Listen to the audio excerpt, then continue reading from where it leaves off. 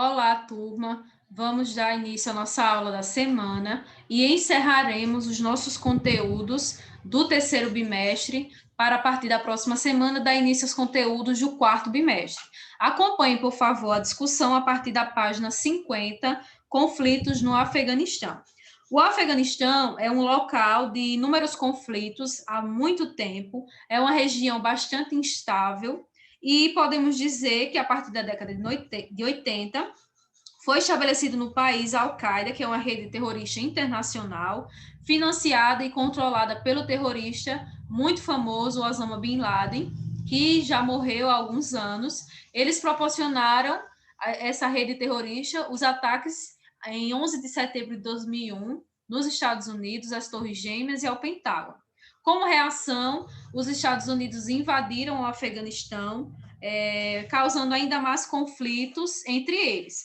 Podemos dizer que o país é governado por fundamentalistas, que são os talibãs, que haviam abrigado e apoiado o Osama e a Al-Qaeda. Pouco depois das invasões estadunidenses ao Afeganistão, o Conselho Nacional de Segurança das Nações Unidas, cuja coordenação das operações do Afeganistão foi dada à OTAN em 2003, aprovou um tratado, o Tratado Internacional de Segurança para aquela região. As operações do OTAN no Afeganistão se encerraram oficialmente em 2014. Atualmente, a tensão ainda prevalece no país por conta das rearticulações que os talibãs têm na região de fronteira com o Paquistão. Um outro destaque para esse conteúdo é a Primavera Árabe e a Guerra da Síria. Primavera Árabe foi uma série de protestos e revoltas que ocorreram nos países de língua árabe, sobretudo a partir do final de 2010. A população de diferentes lugares foi até as ruas com diferentes objetivos, mas que giravam em torno da derrubada dos ditadores, da realização de eleições e também da melhoria das condições de vida para a sua população. Houve, portanto, nesse período, um processo de sufocamento das rebeliões populares e violência na Síria, enfraquecimento do Estado Islâmico com a atuação do governo, com apoio da Rússia, nesse sentido. Esses conflitos constantes com apoio dos países como os Estados Unidos, Israel, Rússia e outros países também são um destaque para essa situação. A pior situação, ocorreu principalmente na Síria. A violenta repressão que foi desencadeada pelo ditador Bashar al-Assad contra os manifestantes na Primavera Árabe fez com que houvessem muitos atos de violência entre a população que estava presente nas ruas. Com o apoio militar da Rússia, as tropas do governo passaram a reconquistar vários territórios que foram tomados por tropas rebeldes ou por organizações que são chamadas de fundamentalistas. E a principal delas é o Estado Islâmico, que teve uma expressiva perda da sua força nos períodos mais finais da guerra. A situação da Síria, ela tem se tornado cada vez mais complexa por diversos fatores, o envolvimento dessas superpotências, a presença de rivalidades fortes de caráter religioso, étnico e econômico, e a fragmentação dos grupos que estão em conflito. Aqui nesse mapa vocês podem ver a divisão da Síria. Essa parte em cinza é o governo sírio.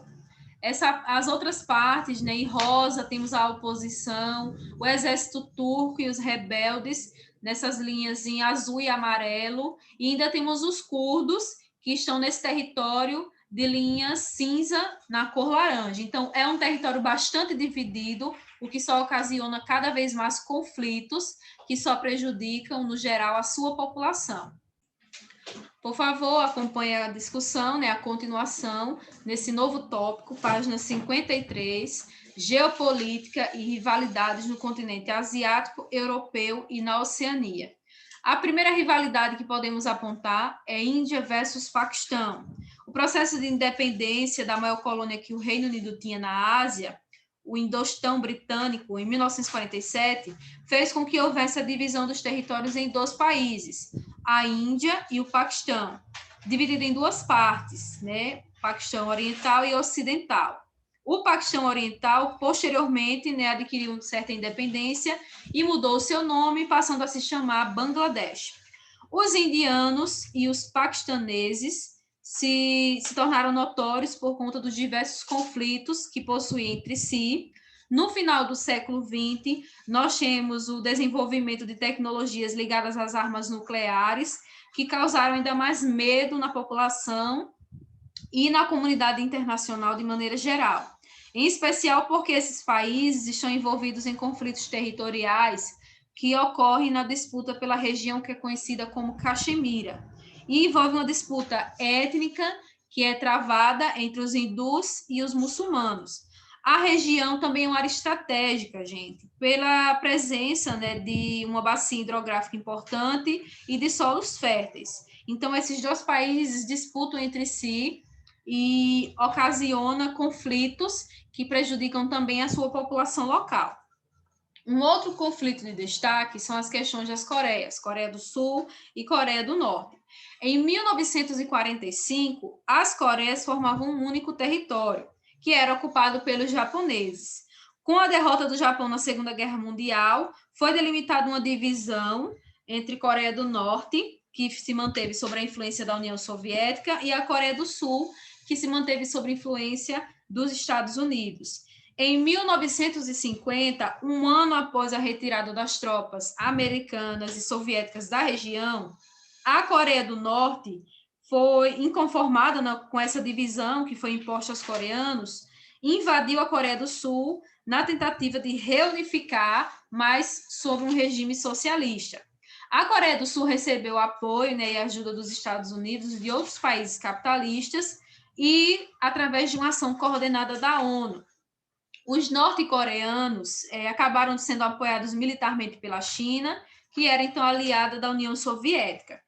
Em 27 de julho de 53, foi assinado um armistício que deu uma trégua no conflito entre as Coreias, e a divisão permanece até os dias atuais, com uma faixa de fronteira entre elas que não está mais militarizada. Vivem em situação de tensão ainda e de ameaças, mas já não é mais como no começo, né, da sua divisão. Rússia versus Ucrânia.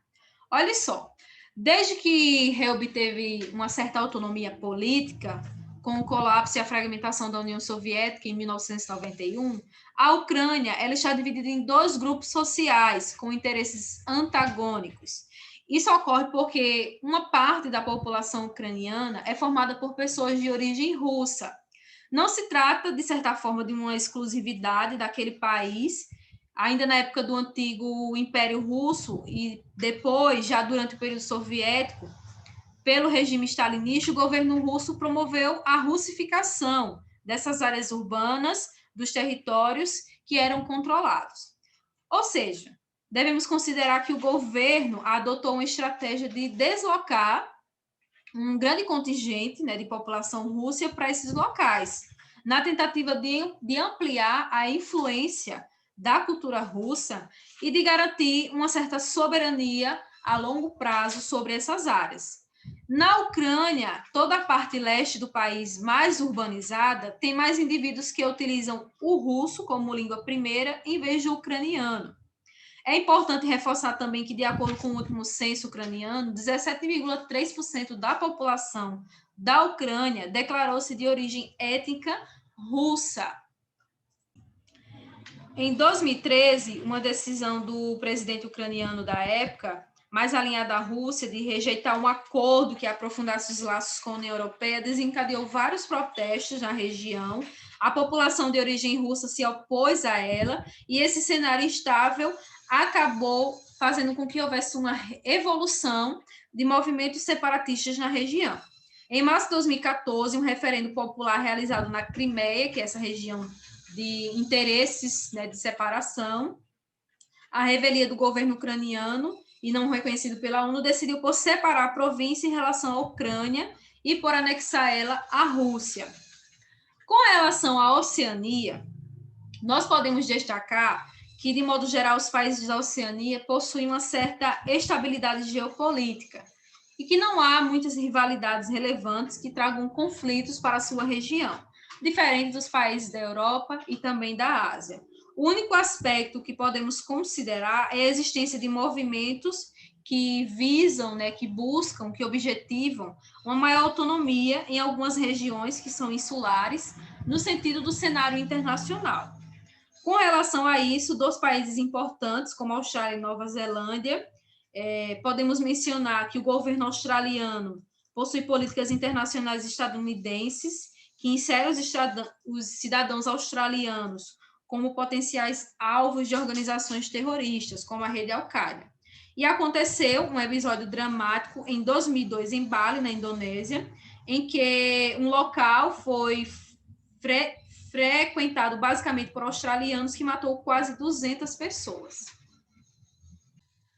Esses são, portanto, os conflitos que a gente pode citar que ocorrem nessas regiões, na Rússia, na Ucrânia, na Oceania e também nas regiões de Índia, Paquistão e as Coreias. São conflitos que, no geral, prejudicam a população local e acabam levando à morte de muitos cidadãos, de muitos civis e prejudicam a economia desses países.